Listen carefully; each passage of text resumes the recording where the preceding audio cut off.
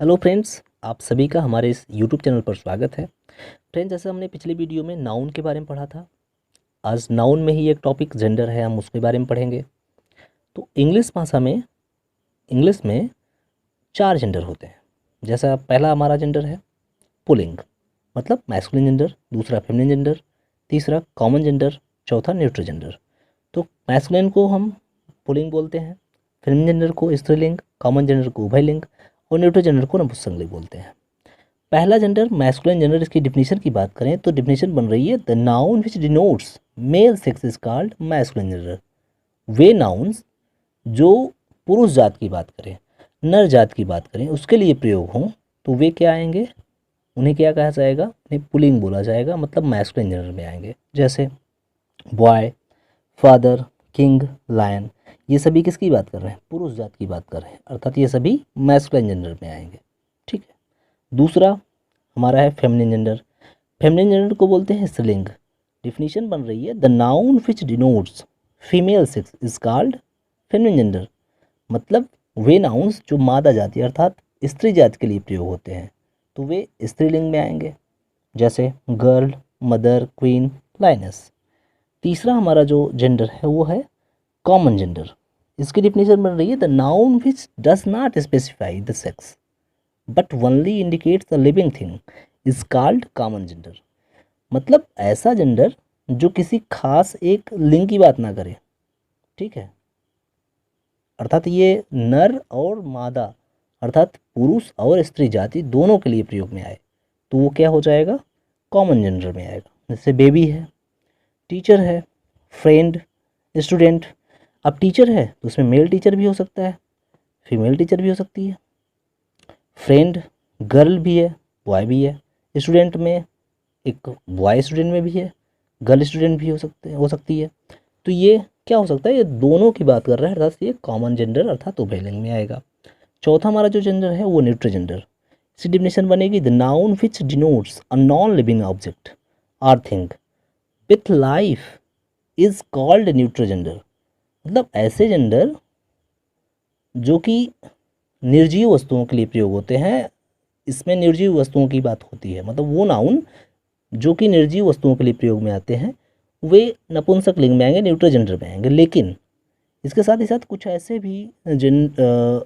भी नाउन्स हैं जिनको हम न्यूट्रल जेंडर में रखते हैं, उनके साथ लाइफ जुड़ी हुई है, वे नॉन लिविंग नहीं है, लिविंग थिंग भी है। जैसे ट्री, हम ट्री को जानते हैं कि एक्सपेरिमेंट के द्वारा पता चल चुका है कि ट्री क्या है, एक लिविंग थिंग भी है, लेकिन उसको इंग्लिश में न्यूट्रल जेंडर में ही माना जाता है।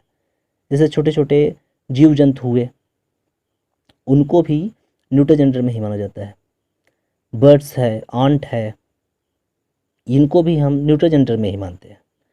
तो इसके जो एग्जांपल्स हैं, जैसे ट्री है, इंक पॉट तो सीधी सी नॉन लिविंग थिंग है, चेयर, पेन, तो ये सभी क्या हो गए, न्यूट्रल जेंडर में आ गए। तो हम कुल मिला के इस तरह से 4 जेंडर के बारे में पढ़ चुके हैं। अब कुछ स्पेशल नोट है उसके बारे में हम यहाँ पढ़ेंगे। ठीक। तो पहला जैसे है मटेरियल और एब्स्ट्रैक्ट नाउन, ये दोनों किस में आएंगे, न्यूट्रल जेंडर में ही होते हैं। परंतु कुछ एब्स्ट्रैक्ट नाउन कुछ और भी हैं जो कि जिसमें beauty, gentleness, tenderness, mercy, peace, humility, fame, modesty, liberty, ऐसे कुछ और भी एब्स्ट्रैक्ट नाउन हैं जो कि बात करते हैं, एक फेमिनिन जेंडर की बात करेंगे। ठीक है। तो और इनके साथ हम प्रोनाउन जो लगाएंगे सी और हर ही लगाएंगे। ठीक। हालांकि मटेरियल नाउन और एब्स्ट्रैक्ट नाउन ये सभी न्यूट्रल जेंडर में ही आते हैं, लेकिन कुछ ऐसे एब्स्ट्रैक्ट नाउन हैं जो अभी तक हम बता चुके हैं और इनमें भी कुछ और भी हैं, ये पूरे के पूरे इंडिकेट करते हैं फेमिनिन जेंडर को। तो उसमें जैसे एक हमारा एग्जांपल है beauty always knows her beauty. ठीक। तो ब्यूटी हमारी क्या है, यहाँ पे एक एब्स्ट्रैक्ट नाउन है, लेकिन प्रयोग किसके लिए हो रही है, न्यूट्रल जेंडर के लिए नहीं। यहाँ प्रयोग हो रही है वो फेमिनिन जेंडर के लिए, तो उसके लिए यहाँ प्रोनाउन लगेगा हर। अगर न्यूट्रल जेंडर के लिए प्रयोग होती तो उसके लिए इट्स लगता। ठीक। यहाँ पे तो हो जाता है beauty always knows its beauty, लेकिन इट्स नहीं, इट्स इसलिए लगता क्योंकि न्यूट्रल जेंडर वहाँ पे नॉन लिविंग थिंग हो जाती। लेकिन यहाँ ब्यूटी है आप हमारी फेमिनिन जेंडर में है, तो फेमिनिन जेंडर हमारी आते हैं लिविंग थिंग में, तो इसलिए क्या हो जाएगा, ये beauty always knows her purity. दूसरा नोट है कलेक्टिव नाउन्स। जितने भी कलेक्टिव नाउन्स हैं वो सभी न्यूट्रल जेंडर में ही आते हैं, जैसे आर्मी है, क्लास है, लाइब्रेरी है, ठीक। छोटे छोटे जीव जंतु हैं, ये भी न्यूट्रल जेंडर में ही आते हैं, जैसे बर्ड्स, आंट, पहले ही इसकी चर्चा हो चुकी है। तीसरा नोट हम देखते हैं, उसमें स्ट्रेंथ, ग्रेटनेस, ब्रेवरी आदि बताने वाली वस्तुएं, ये सभी किस में आएंगी? मैस्कुलिन जेंडर में आते हैं। ये जिसमें पावर की बात आ जाए, ठीक है, ग्रेटनेस की बात आ जाए, जेंटलनेस की बात आ जाए,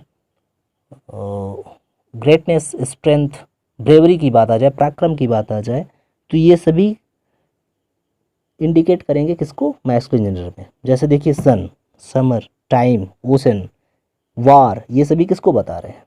ब्रेवरी को बता रहे हैं, स्ट्रेंथ को बता रहे हैं।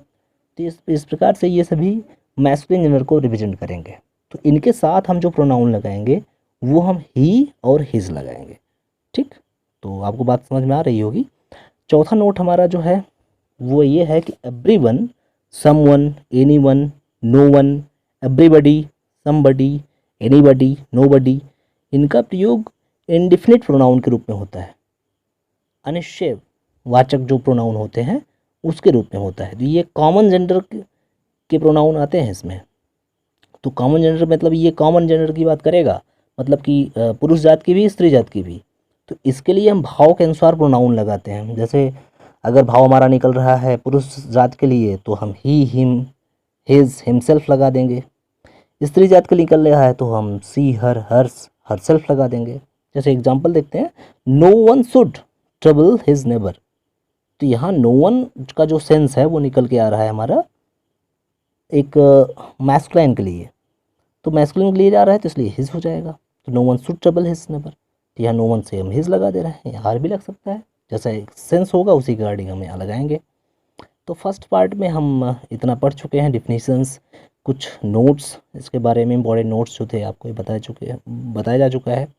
फ्रेंड्स, कैसा लगा ये वीडियो आप ज़रूर बताइए, और अच्छा लगा तो लाइक करिए, हमारे चैनल को सब्सक्राइब करिए। आगे जो नेक्स्ट पार्ट आएगा उसको देखने के लिए हमारे साथ बने रहिए। Thank you.